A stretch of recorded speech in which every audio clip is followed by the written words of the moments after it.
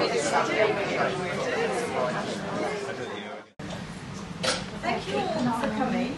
And for those of you who don't know me, I'm Rosie Barnes. I was the Chief Executive of the Cystic Fibrosis Trust for 14 years. I retired 2 years ago.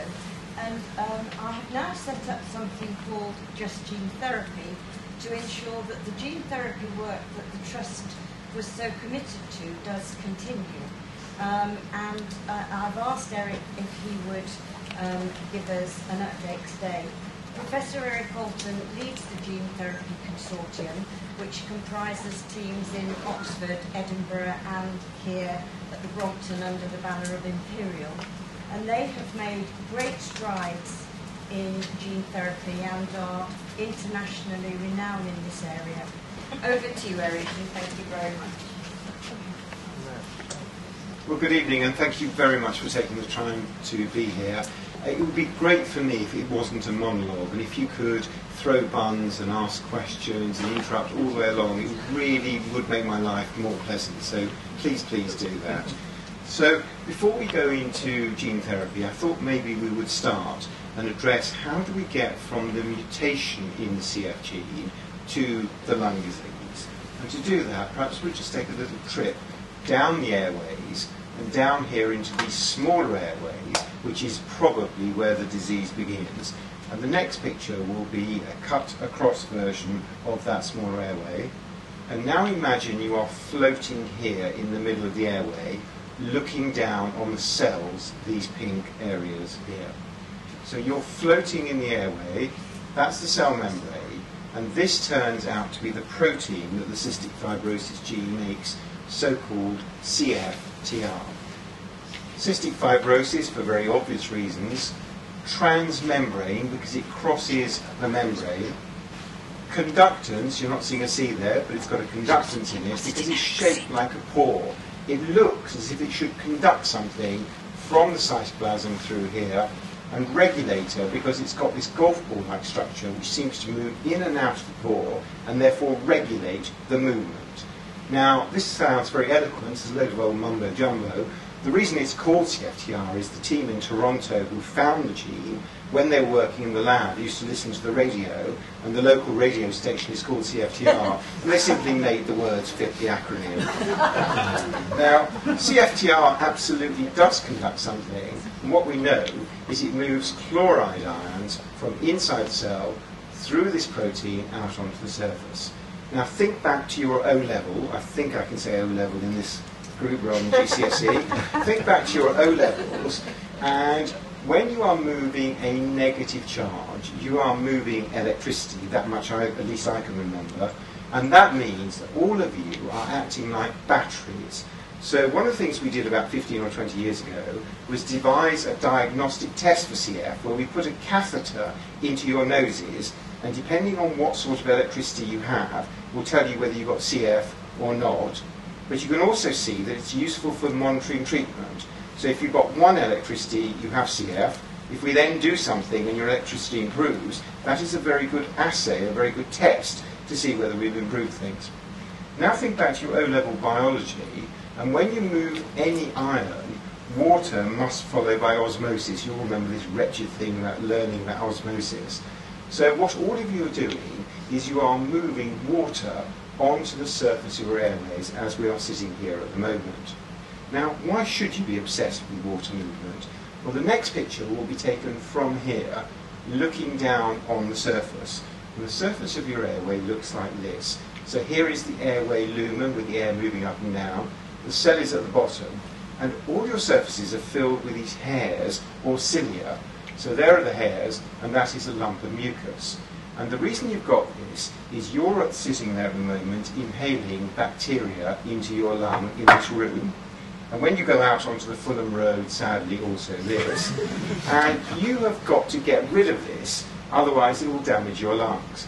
So what happens is both of these are trapped in the mucus, and the cilia flick them up towards your mouth, and you cough them out or you swallow them. And this so-called mucociliary clearance is one of your key lung defense mechanisms. Now the point is that the cilia will not function properly unless they're sitting in the right volume of water. too much or too little, and the cilia will flop over or not be useful. So the reason you are all obsessing about water movement is you've got to get it just right for the cilia. So see what happens in CF. No CFTR protein, no chloride. No chloride, no water by osmosis. Therefore, the cilia are sitting in a suboptimal volume of water. Therefore, when the CF patient inhales bacteria, the mucociliary mechanism does not clear the bacteria in the right way, so the bacteria remain in the lung, multiply, leading to chest infections. So that's how you link the mutation in the CF gene defect to the presence of lung disease. And please, please think of CF as a genetic disease of lung water movement. And please, please ask me questions. You're being very silent. Now, can I ask you a question? Please. What's the scale of the cilia here? Okay, they're about 8 microns, so 8 times 10 to the 6 meters. That sort of size. Very small. Thank you. Exactly. We're on the right wavelength between us. So exactly. Pinhead. So, Pinhead. No, much, much smaller than pinhead. Tiny, tiny. You really wouldn't be able to see them with anything other than a very, very decent microscope. You can see them under a light microscope. Okay, now it's obviously really easy peasy to sort out CF. All you have to do is a bit of gene therapy. And in case any of you are enthused enough after this talk to give us a hand, we could always do with a hand, I'm just going to give you a quick DIY guide on how to do CF gene therapy. So all you have to do is take out a cotton bud, which all of you bring to these sort of meetings. Just lean over surreptitiously to the person next to you and gently put the cotton bud inside their mouths and just take out a few of the cells. And if you nip the cells along to the laboratory, we can then focus down on the nucleus, and of course you know that's where the chromosomes are, and we can then focus down on chromosome number 7, and we know the cystic fibrosis gene is here, and we can then cut out the cystic fibrosis gene and put it into some bacteria. And the bacteria, they multiply very conveniently every few hours, and when they multiply their own genes, they are now multiplying up normal copies of the CF gene. So after a couple of days, all you have to do is to mash up the bacteria into a suspension. You then simply pour the suspension into a nebulizer, which is a face mask attached to gas. Turn on the gas, which will drive the gene down into the lungs, and then you can book your tickets to Stockholm for the Nobel Prize. It's really very straightforward stuff. Now, along the way, there will be a couple of snacks. And so, one of the key questions is, why would this defense system be able to tell the difference between these baddies and the goodie, the gene you're trying to put in? And the answer is, it cannot. Can I ask how it is that the bacteria adopt, so to speak, the DNA or gene? Okay, so you shuttle it in, so the bacteria have their own configuration of their own genes, and then by putting the gene we're interested in essentially a piece of DNA that is a carrier, you can carry that in and link it into the DNA that is already in the bacteria. So you can transfer it in. But and what then is that carrier? What is that? How does it? Okay, so it's just another piece of DNA that you can cut open using what are called restriction enzymes. So enzymes that cut, so it's mentioned the piece of DNA is in a circle. To be able to accommodate the CF gene, what you have to do is cut it, it opens, you put the CF gene in and it closes up around it. You now have a circle, but a bigger circle, and that can then be introduced very readily into bacteria, and that now becomes the bacterial DNA. It doesn't know the difference. It multiplies up its own genes, and it also multiplies up the gene that you put in there for and it. you do this using enzymes and chemicals? Yeah, it's a very well worked out technique that's been going for decades. That's the easy bit. So, the cell can't tell the difference between the baddies and the goodie. Now, even if you can get over this problem, underneath all this, of course, is the cell. So you've now got to get your gene of interest, the CF gene, across this cell membrane. And the cell membrane was made to stop gene therapists putting things in cells. It has evolved to keep things out. So you've now got a formidable job to be able to get the gene there. Even if you can do that, you've got to wade across the cytoplasm, the inside of the cell, and get across another membrane which surrounds the nucleus, because all of you know that DNA is read in the nucleus. You've now got to be able to make that transition, and you've then got to persuade the machinery in this white blob, the nucleus, to say, you are used to reading your own DNA. I've now put another piece in from the laboratory. Please read that as well. It's got to read it correctly and then make the CFTR protein, which we said at the beginning is here on the cell membrane. So the reason that gene therapy is not easy peasy is because we are working against evolution. Evolution has made the cell to stop putting things into it, and we're trying to do the opposite. So if you're going to help us, please do not do that experiment. It's just not going to work. If you are going to help us, you're going to have to carry the gene in somehow. And essentially, you've got two choices. The most logical thing would be, why not put the CF gene inside a virus? The life ambition of any self-respecting virus is to give you a cold. It's to put its genes in your respiratory epithelial cells. That's what happens when you get a cold. Well, why don't we slip the CF gene in there, using a very similar mechanism to what we talked about, and the virus will then do the dirty work for you. It will simply slip the CF gene into the right cells.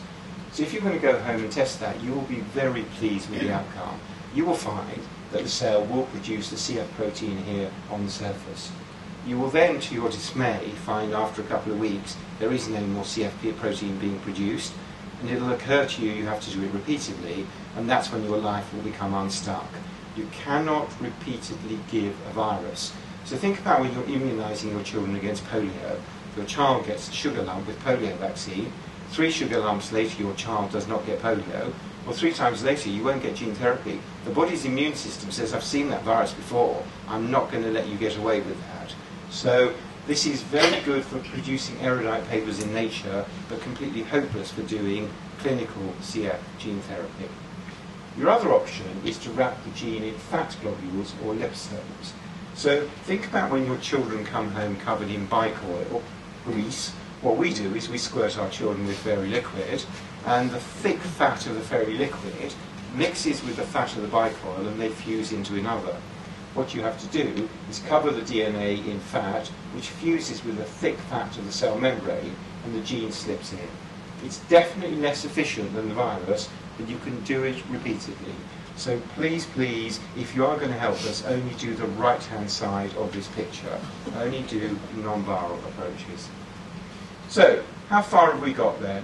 Well, about 12 or 14 years ago here at Brompton, we did a study where we took CF patients, we wrapped the gene in the fat, and we sprayed it down into their lungs, and then we measured the electricity that we talked about down the lungs. So that is the level of electricity in a typical CF patient before you do anything. That is the level of electricity in someone like me. So we're trying to bridge the gap between there and there. And after 1 dose of gene therapy, we could get to approximately 1/4 of the way towards correcting the defect. In other words, we could replace about 1/4 of the missing protein. And the other thing I want to say to you is that every single one of our patients we treated with gene therapy developed mild flu-like symptoms. Now, you can imagine my response to this. I ran home to my family, and that evening at dinner, very proudly announced that I can now restore 25% of the missing protein. And I remember it well. There was a long silence, and eventually my son said, "So what, Dad? What does that mean? Does that mean the patient is now 25% better, or completely cured, or not better at all?" And the honest answer to that is very similar to the answer our teenage daughter gives us to any question, which is "dunno." And of course it's dunno because the patient is not interested in 25% protein. What the CF patient wants to know is, have you measured something, whether my lung is getting better or not? And I've just said to you, 1 dose of gene therapy lasts a few weeks, and this disease has clearly been present for many years. I think there is no earthly possibility that 1 dose is going to make a difference. So after dinner, my daughter came up to me in that very slow and patient voice that teenagers seem to use with their parents, and said, "Dad, this is not very difficult. What you have to do is give it repeatedly. Duh, how tricky is this?" And of course, she's absolutely right, bless her. What we have to do is we have to do a multi-dose trial to see whether this is going to improve lung disease. But of course, bless her, she didn't know the huge effort in terms of the patients, the researchers, and the huge cost. The principle is absolutely right. We will never get further with gene therapy until we find out whether 25% improvement is good enough to make patients' lungs better or not. Fortunately, nature, as always, has done quite an interesting experiment. Here is a very accurate scale of lung disease going from normal to bad, and here is the amount of CFTR function any one of us has. So if I have 2 copies of normal copies of the CF gene, I have 100% CFTR function, and I do not have lung disease. I think several of you in the audience will be carriers, so you will have 1 normal copy, so you will be producing 50% CFTR function, and you do not have lung disease. There are a very interesting group of patients called CBAVD, congenital bilateral absence of the vas deferens. These are male patients who are born infertile, and it turns out they have 10% CFTR function and they do not get lung disease. Then there are a group of CF patients who have milder mutations, and when we measure them, they turn out to have about 5% CFTR function. And then there are the more typical CF patients who perhaps have 1% and eventually develop bad lung disease. So nature tells us that that is the shape of the curve. In other words, for a very small amount of improvement in CFTR function, you get a lot of benefit. And I've just said to you we've reached 25%, and that should be more than enough to help lung disease. So if nature's experiment is correct, we are well on the way to the target that we're trying to do. So we took up my daughter's challenge, and there are 3 groups in Britain, as Rosie has mentioned, who do gene therapy: Edinburgh, Oxford, and my own group here in London. And we came together one evening at the behest of Rosie. So we were being individually funded by the CF Trust, and Rosie, in her sweet, persuasive, but strong way, came across and had dinner with us and said, "This is ridiculous. We're not going to fund all of you individually. You need to work together." And ever since then, the 3 groups have worked together as the UK CF Gene Therapy Consortium, and that has focused the hearts and the minds and the souls of 80 scientists and clinicians together on a common, milestone-driven strategy. We share all our resources, all our data. We do not allow duplication and competition. We're probably not the best example of a democracy in the world, and we work like a small pharmaceutical company. I'm just going to update you from here on the progress of the consortium, and I'm going to do it warts and all. I'm going to tell you the good, and I'm going to tell you the bad. Can I just ask a quick question? Please. Is that sort of consortium approach unusual in medical research? So when we put it together, it was completely unheard of. We were the first large consortium, I believe, anywhere worldwide in this field. The physics and chemistry fields have been used to having large hadron collider type consortia for a while. Sure. I believe we were the first in the biomedical field to do that. As a result of this, I believe it's true that a largish number of consortia have been formed in the cancer world and others. And about 5, 6, 7 years ago, I used to go around giving talks to different fields saying, these are the good things about a consortia, these are the less good things. Not everything's perfect. It's really good to do this, but it works at 80% efficiency. We tell people what to do. You can't suddenly sit in one corner and say, I'd like to think about a grasshopper's back leg. We don't allow that. That's not what the funding is for. The funding is for translational work, and we fairly much dictate the way that is going through. And that doesn't suit everybody. And initially, about 15 or 20% of the team left because it wasn't to their liking. Unashamedly, that's the way we're going to do it. So yes, I think, long-windedly, that was, I think, one of the first examples. Can I ask, does that then, to at least some extent, avoid duplication? In other words, the fact that you're sharing so much presumably means that 3 of you don't have to do, or at least if you do it, you're sharing that information That's back. exactly the point of it. So initially, we each did our individual experiments which duplicated each other. Now I think at that stage, pre-Rosie, that was actually quite a good thing because we could show that the data were reproducible. At that stage, I think Rosie got it just right. That is now the time not to duplicate. So we never duplicate anything. So my centre is particularly has expertise at electrical measurements. Right. Oxford has expertise at doing very good things with DNA. So they will do the things with the DNA, they will send it to us, we will test it, we will send the results back. So we share all the data and all the resources. To my knowledge, there's never been a duplicated experiment in the last 10 years. If there has been, I'd like to know about it. That equals acceleration, isn't it? Well, I think it's synergism and acceleration. I don't think we would have got as quickly to where we got to had we not done that structure. Right. Okay, so the first thing you'd expect us to do, if I had a child with CF, I don't want the child to come into hospital every week or two to get gene therapy. I would like to prolong the expression of the protein. So what we have here is the amount of gene therapy, call it the amount of CFTR protein. The red line is the study I've just showed you, where we had some expression, and largely by a week or two it was gone.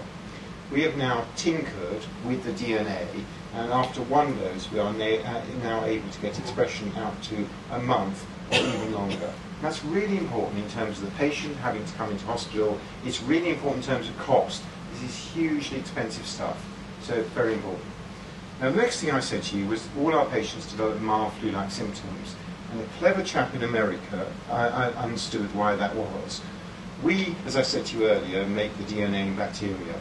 So it has a bacterial fingerprint on it. When it goes into the patient's immune system says, I can see you made it in bacteria. I don't like bacterial things. I will produce an immune response, which is the flu-like symptoms. This chap taught us how to make, despite the fact we make it in bacteria, how to make it look as if we'd actually made it in a mammal. And that took 20 of us about 3 years to sort that out. And as a result of that, the flu-like symptoms in our animal models disappeared. But I'm just trying to show you the complexity of the various things that have to happen, as opposed to the naive, which we were right at the beginning, take a piece of DNA, take a nebulizer, turn it on, and put it down in the lungs. It just doesn't work like that. Now the next thing you'd expect us to do is choose the best liposome. I have to tell you there are hundreds of different liposomes available, and we tested all of them that were relevant. And if you are going to help us, just to save you the trouble, I suggest you use the 67th in a series of 250 produced by Genzyme Corporation in Boston. And I suggest you put that together with the 169th piece of DNA that we made. So this is the DNA, the CF gene is that little bit, and we tweaked all of these. And this is what we call the wave 1 product, the first thing that is going to go into man. So we think if there was a What Gene Therapy magazine, this would get the best buy. That is the thing to take in the man. Now, once we'd established this, we thought the road ahead was going to look like this. If you did want a quick snooze for the next 20 minutes, I'm just going to show you it looks a little bit more like this. So, the clinical program is very easy. My daughter said, the question, Dad, is, if you give it repeatedly, will the patient's lungs get better? Duh. And because we're such an imaginative bunch, we call that the multi-dose trial. Now, it occurred to us before that we had to establish what is the largest dose you can give once, and then that dose goes into the multi-dose trial, and we call that the pilot study. And before that, it occurred to us we'd better find out which are the right severity of patients, and which is the way that we're going to monitor whether the lungs get better. And with equal imagination, we call that the run-in, because it runs in to the multi-dose trial.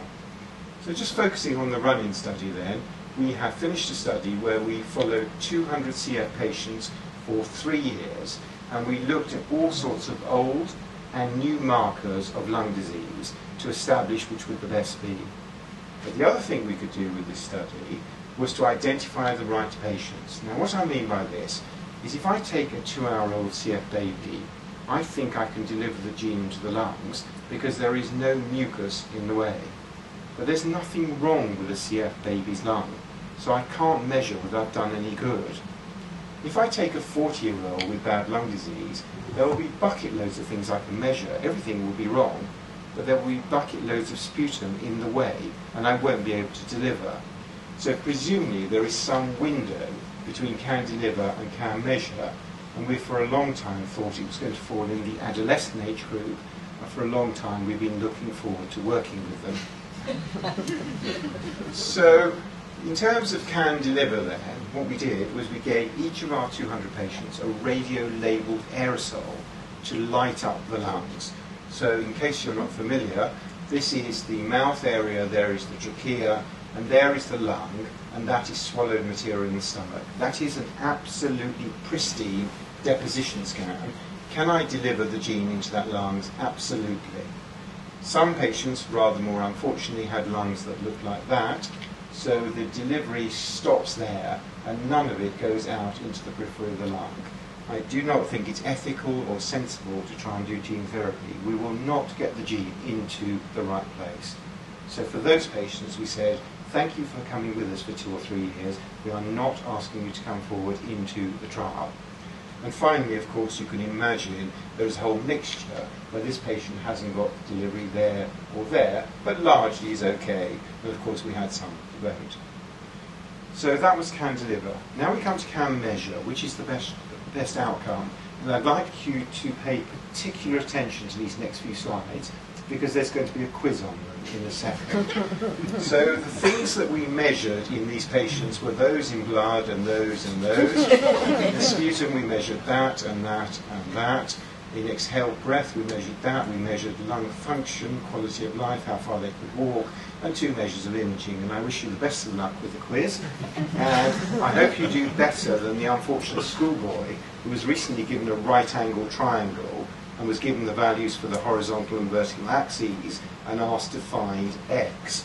And this is what he wrote.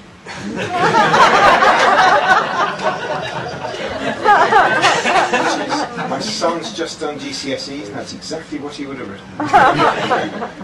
Okay, so in terms of the end of that 3-year study of can measure, the things that we found out were the amount of air you can breathe out in 1 second, which measures large airways, is the obvious and best outcome measure. And we found out that if you have 60 patients treated with gene therapy and 60 with placebo, that will give us a good clinical trial. We also found out there was a really exciting measurement called lung clearance index. Very happy to go into it in detail, but essentially measures small airways, and people hadn't really cottoned onto it, and it was very exciting to find that. Thirdly, we are measuring imaging, so we can measure the diameter of the airway walls, which are thickened in CF. We can measure the presence of mucus on CT scanning. And finally, the good old-fashioned quality of life, how are you, to the patients. And so overall, our trial will measure large airways, small airways, imaging, and how the patients are feeling. There's a whole host of other things as well. I'm very happy to go through that. But that was the end result, that we know now the best way to measure outcome. Now we come to the pilot study. So remember, the issue here is we need to find out the right dose.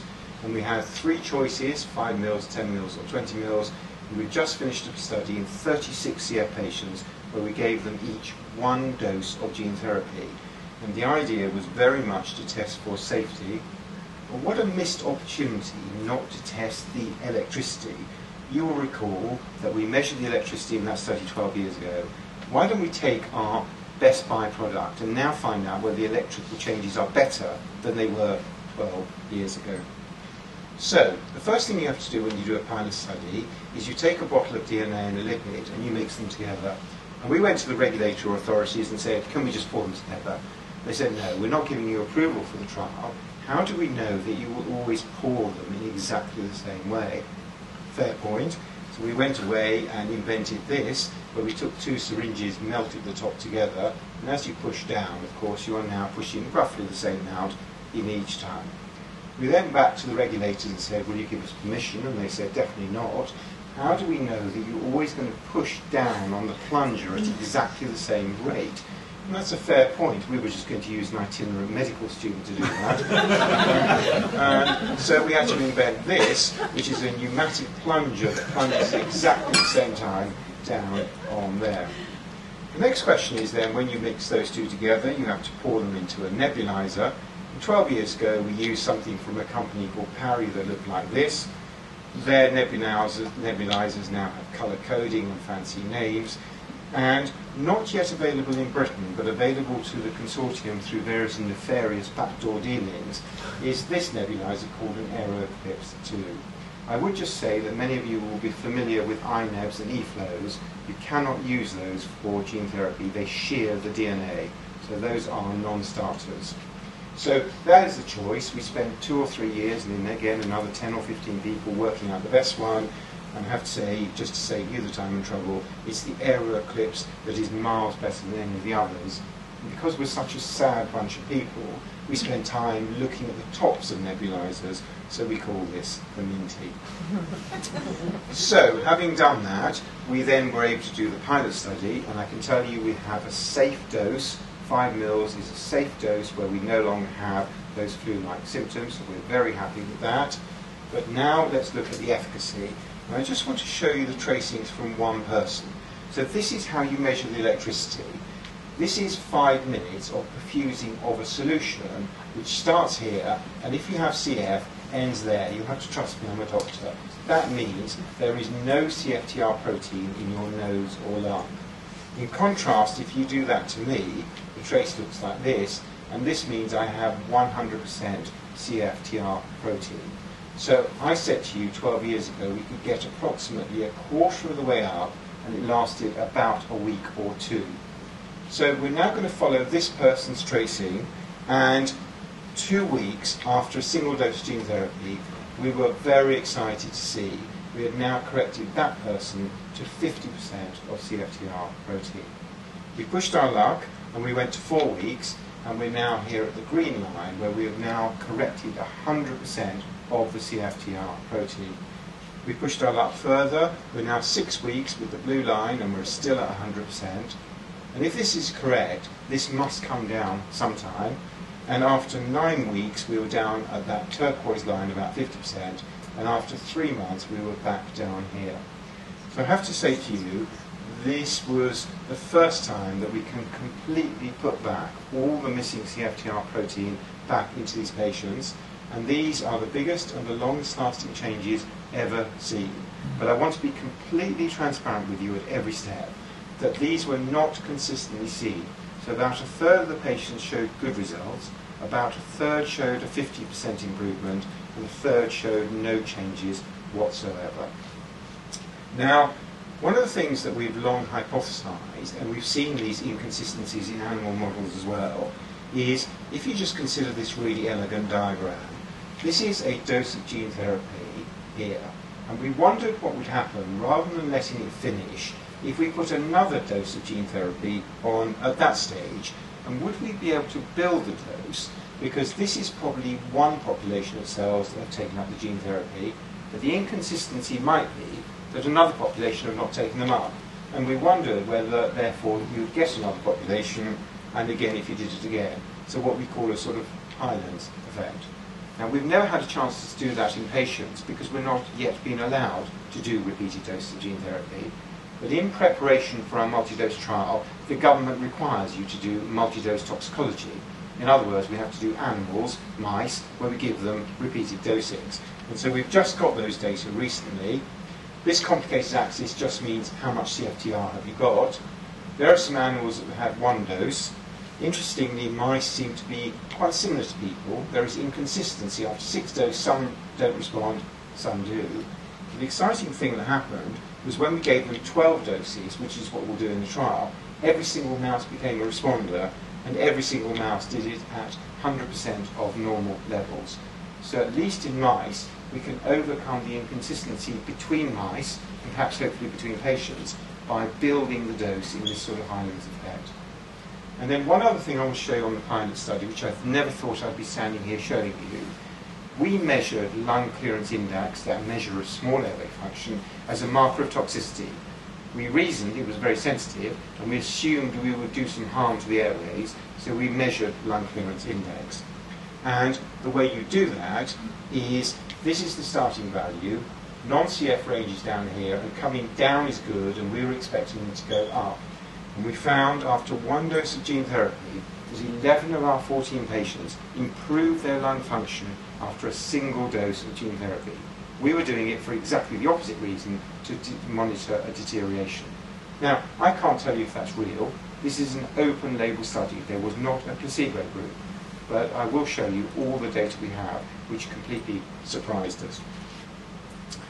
So, in conclusion, for wave 1, we've now identified the right patients, we know how to measure the lung disease, we've identified the right dose, we've done toxicology, we made all the DNA and lipid according to pharmaceutical standards.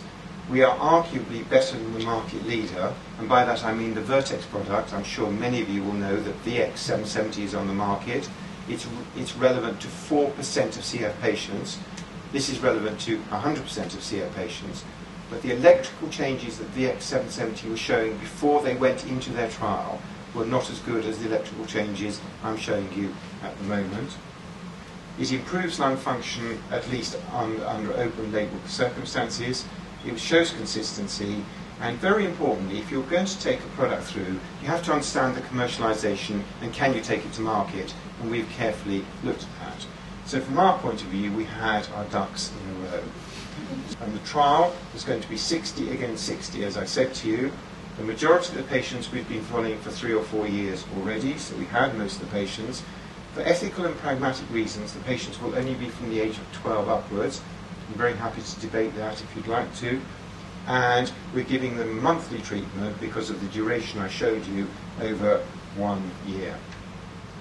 So the way we set about this is we applied for funding urgently to the government, and we underwent extensive peer review through their funding. And I'm pleased to say they came up with the largest grant they have ever given for this sort of program, around 3 million, to do the clinical trial. And the trial, I'm pleased to say, is well underway. It's been underway since April. Several of the patients have had 3 doses of gene therapy already, and the data will be known to us by spring 2014. We are completely blinded, so whatever question you ask me, I just say dunno, because we are completely blinded, so I have no idea. So, one of the things I want to do is to be completely transparent with you and our expectations, and I'd like to put our expectations to you. You will recognise the Kitty Hawk aeroplane off the coast of North Carolina in 1903 with the Wright brothers. This plane did not fly every day, and when it flew 50 yards, but it proved the concept of powered flight. The Consortium's expectation is that in some patients, on some occasions, we will be able to improve their lung function after repeated application. But that is the limit of our expectation, and I want to be very clear with you about that. We would be really foolhardy if we were not also thinking of how we were going to improve on that. And 3 years after the Kitty Hawk, aeroplanes were flying every day, and they were flying 5 and 10 miles. So I think this is not unrealistic. So I don't know if there are any other questions on wave 1, because I'm now going to just move briefly towards the end on wave 2. Have you been told why some patients respond and some don't? It's a really good question. So we've looked at their genetic mutation background, we've looked at their sex, their age, etc. And the honest answer is at the moment we can't see a reason for responders and non-responders. I think the right thing to do is to do the trial and find out which are the responders and non-responders in terms of lung disease. And we have saved blood and all other specimens that retrospectively we can say 42 people responded, 27 people didn't. Let's pull the blood samples from the 42 and 27 and do an extensive analysis. So we've tried to think ahead, but at the moment we don't know. And if anybody here does know, please see me afterwards. Any other questions on wave 1? Okay, so wave 2. All of you have been paying rapt attention, and therefore you will be extremely surprised to see the word virus. Now, the next picture is going to be a photograph of the airway of a ferret. Now, I don't know if any of you have had any dealings with ferrets. If you have, you will know of their uncompromising attitude towards researchers. And the data we were able to publish were limited by the surviving number of investigators. This is a ferret's airway where we've taken this virus called sendai and we've put into it a gene that says turn cells blue. And every single cell, and these are the target cells for CF gene therapy, have turned blue. This is not the best ferret, this is absolutely typical. This is the most extraordinary virus you're breathing in at the moment. It is absolutely phenomenal. The sad side of it is it only lasts a week or 2 because it's a virus and you can't repeat it because I told you you can't repeat viruses. So it's completely useless for CF gene therapy. The virus is so good because it looks like this, and it's got these tulips stuck on its surface. And the secret of success is there are landing sites or receptors for these tulips on the airway epithelium. So if you want to get into the airway epithelium, just stick these tulips on your head, you will get into the respiratory epithelium. Now, the perfect agent for gene therapy would be one that we would only have to do once. And there are viruses, I'm sure you know, which put their genes not into the nucleus, but into the nucleus and into your own chromosomes. So they now become part of you. And those viruses are called slow or lentiviruses. And they look like this, but they have these hammerheads on the surface, and they are completely useless getting into the lungs. It just doesn't do anything at all. On the other hand, I've just said to you that we've got something that's fantastic at getting into the lung, but it doesn't last very long. So, you have the discussion with the children at home, Dad, why don't you take the hammerheads off and put the tulips on? Surely that's the obvious thing to do. So, of course, we took their advice, and we made an FHN lentivirus. And working with an excellent company, DNA Lec in Japan, we produced this. And you're looking down at the nose of a mouse. And the reason you can't see anything is we've not done anything with that mouse. I'm going to show you exactly the same mouse 2 years after a single drop of virus has been put onto its nose. And instead, we put in a gene that says turn the mouse's nose green. So just to remind you, a mouse lives about 2 years. So this is a rodent with a Zimmer frame. We're getting to the end of its life. And after a single dose of gene therapy, the mouse is expressing the gene 2 years for the whole of the life of the mouse. Now, we went, wow, and then suddenly we went, well, I wonder if a mouse is the same as a person. It did occur to us they may not be the same. And if we put this virus into people, then I wonder whether it will last for a lifetime of a person. So supposing it doesn't, we'd better ask the question, can you repeat it? And of course we knew the answer. So we took our Prozac and said, well, we'd better do the experiment anyway. So here is gene efficiency on a log scale. Here are some salt-treated mice. And then here is 1 dose of this fantastic virus with lots of gene expression. And we found, much to our amazement, this is the only virus in the world that can be repeatedly administered. We have no idea why. If you do know, again, please see me afterwards. And these data have been replicated by other groups around the world now. This is the one virus that can be repeated. The next question you should ask is it better than wave 1? So here are the same data. And here now are data from animals that have been treated with the product that is now in the clinical trial we are doing here in Edinburgh. And so this product is now 500 times better than the wave 1 product. And the next question then is, I'm showing you mouse data, can it do the same for human airways? So we have a very nice model of human airways. There are the cilia, there are lumps of mucus. I won't take your time, but the answer is absolutely it can transfect human airways. And the next question then is, can it actually not put coloured genes in, but put in the CFTR protein? So we're now measuring the chloride we started this talk with. There's the negative control, there is wave 1, and there is wave 2. So the answer is absolutely yes. So presumably you are sitting there thinking, well, for goodness sake, if you've got something 500 times better, why don't you just use it now? Now, the answer to that is, to the best of my knowledge, there are only 24 patients in the world who have ever had a lentivirus. None of them CF. They are all cancer patients. And they, as far as I know, have not had any side effects. I'm sure you're aware of the fact that there are cousins of this virus called retroviruses, and hundreds of people have had those, and those are cancer patients, but also the children who have the boy in the bubble syndrome. I think you're aware of that. These are unfortunate people who are born with an immune defect. If they go outside a plastic bubble into the real world, they rapidly develop an infection and sadly succumb to that, and they live their lives in this protective bubble. Now, what gene therapists have done, particularly at University College, is they've taken a sample of the bone marrow, they know the missing gene, so they put it back in the bone marrow, put the bone marrow bits back into the patient, and it's been a fantastic success story. These children have come out of the bubble and they've been able to go to school. But the sad side of it is that a largish number of them have developed leukemia as a result of the gene therapy. And that's because these viruses, I said to you, put their genes right into your own chromosomes. And unfortunately, they seem to be doing it quite close to the genes that say, do not give me leukemia. So the question for us is, if we put it into the lung, will we get a leukemia? Not a chance. We will certainly not get that. But we may get other mischief. Second question is, if we use a lentivirus, will we still get the same problems when they were using retroviruses? I think the chances are very much better, and this field is moving from retroviruses to lentiviruses. If I had a child with CF, would I enroll them for this study? Absolutely not. This is not yet ready for clinical trials. I want to see a year and a half, 2 years of good solid safety data before I would let my child into this sort of trial. So it's really exciting, but it's not yet ready for clinical trials. Now, and this, presumably, sorry to interrupt, this is presumably going to make the regulators a lot more nervous about giving any sort of approval. So you would think it would do. We've already approached the regulators who said, quote, bring it on. And the answer is, you've got a life-threatening disease. If you have limited the likelihood of any of these problems, and you can show you worked hard at it, and you have the data, we are not a risk-averse nation.